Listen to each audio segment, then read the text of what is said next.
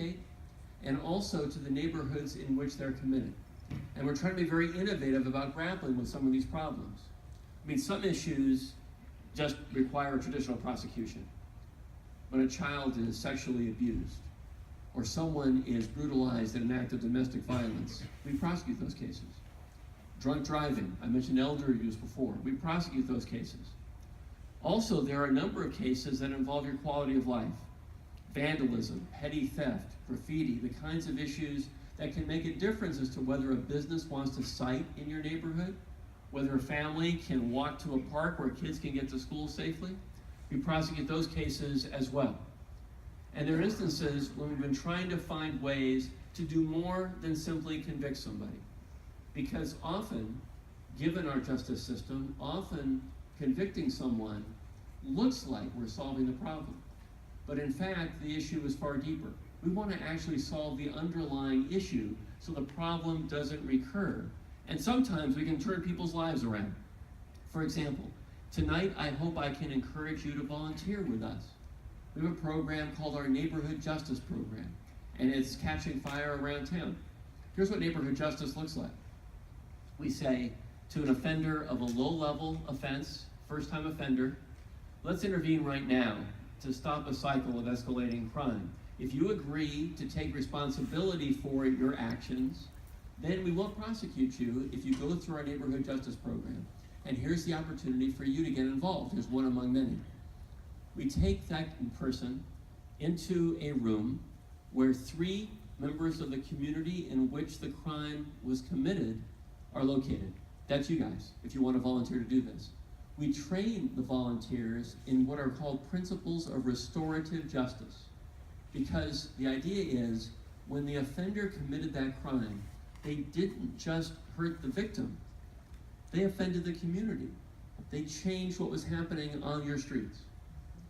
Restorative justice also means we can help restore to the offender something that they need to get back on their feet and turn their life around.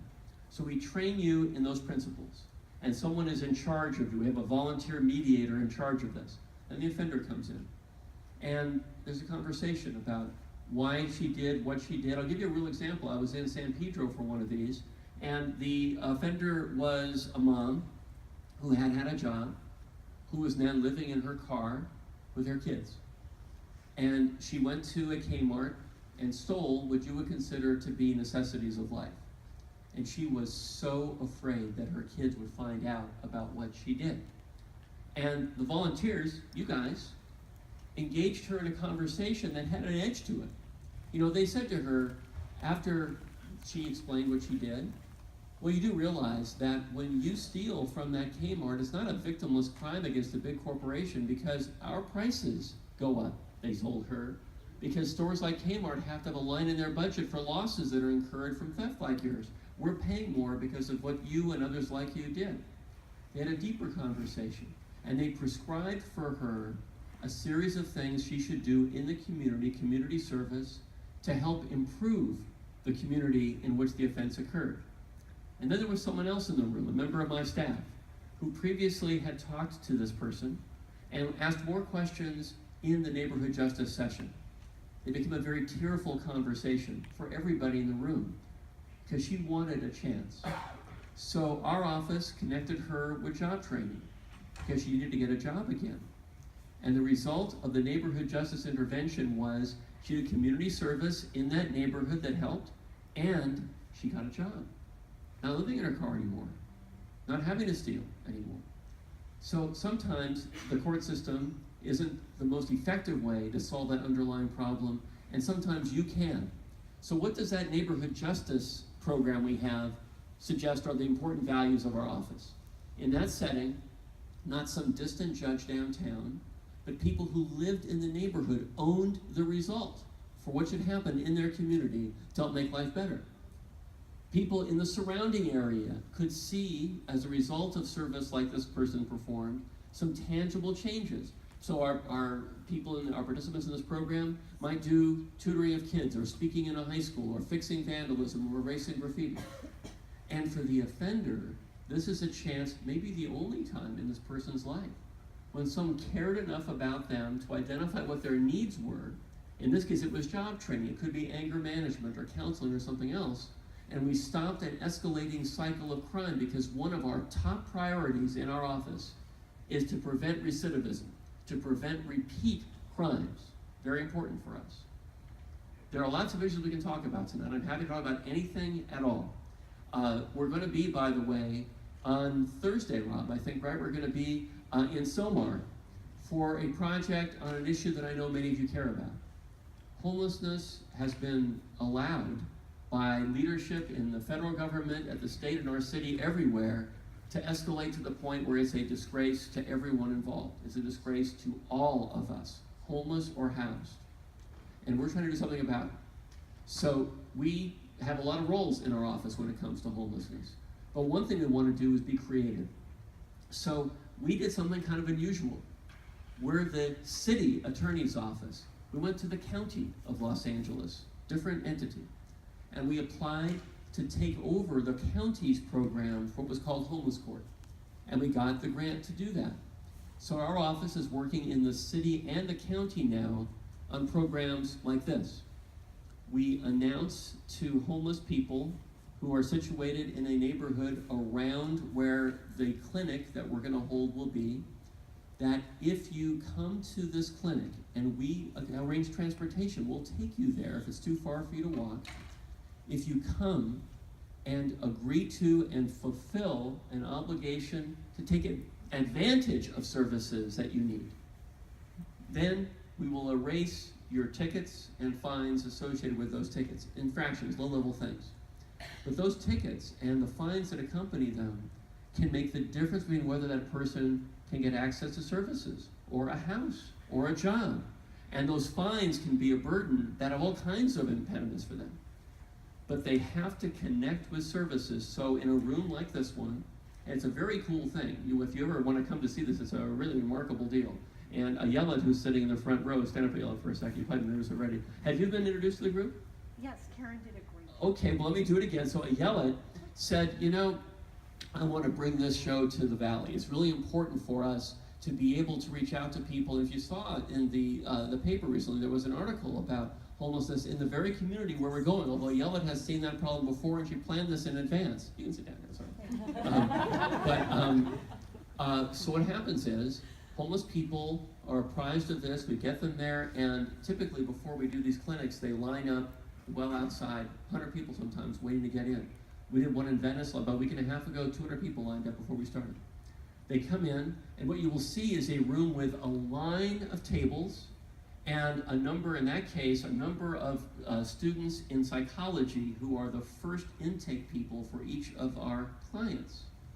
And we're there handing out water, giving them food, allowing them to come in, describing their situation. Then the next line of tables is a whole bunch of people from our office who are there volunteering. They have their own jobs to do. They have to go do those that night because they're taking time from their normal job to sit there with this person and get rid of with phone calls to the court, which has been prearranged by us, to get rid of their citations contingent on the next step, because behind them we've arrayed housing services, mental health services, job training, education, other kinds of services, and we say, okay, now you have to hook up with these guys and you have to finish. We will start the process of eradicating those tickets, but until you finish, they're still on the books. And when you finish, done. And while we cannot help everybody, this program over the next year will ideally help 2,000 people or so in our area. That's not 20,000 people. Our problem is 20,000 people large. So I don't want to, I never overpromise here. I'm not telling you we're fixing every homeless person's problems, but 2,000 people is a meaningful impact for us in a way that is incentive-based, right? Because we also want to find ways to attract people to get the help they need. And I'll tell you, there's some very poignant stories about people who come in and are getting housed and getting back on their feet because of this difference. We're doing other things too. And I'm a strong proponent of seeing the city and the county work much more closely together. That is starting to happen now. It hasn't been effective, that relationship so far, but it's changing now. And one reason it's changing is kind of ironic. It's changing because things have gotten so bad. Because homelessness is now in every neighborhood of our city. It's not possible anymore to say it's someone else's problem. It's our problem. And you're going to see us, I give you one example of work we're doing, you're going to see us, I think, in the forefront of trying to fix things. The core of the city attorney's job in the city of Los Angeles, as I've defined it, is we need to be solving the problems that matter most. And that's how you should define whether we're succeeding. Now, we do this in partnership. We have half the police department arrayed in the back of the room, so we do this in partnership with our friends at the police department, and of course with the city council. And there are things we're trying to do with the council now on a whole array of issues we can talk about. For example, there was a case about, I don't know, maybe a year and a quarter ago, I guess, when before I took office, the city had a law in the books. The law said you can't sleep in your car on the street.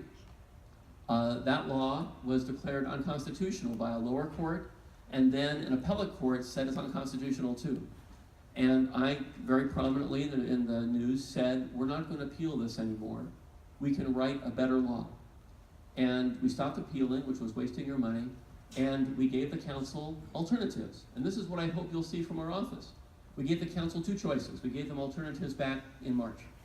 Choice one, here is a law that we think will withstand any lawsuit that's better than the one that was defeated, and the law basically says you can't sleep in cars, but it's better defined.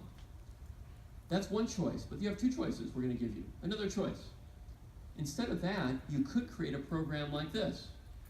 We will create in the city areas, in non-residential areas, maybe city parking lots, whatever, where people can sleep in cars. But they have to have a ticket, a little, like a sticker, a label, thank you. For a minute there, I couldn't find the word, but we're a team. A little label on their car that shows that they are taking advantage of services to get back on their feet.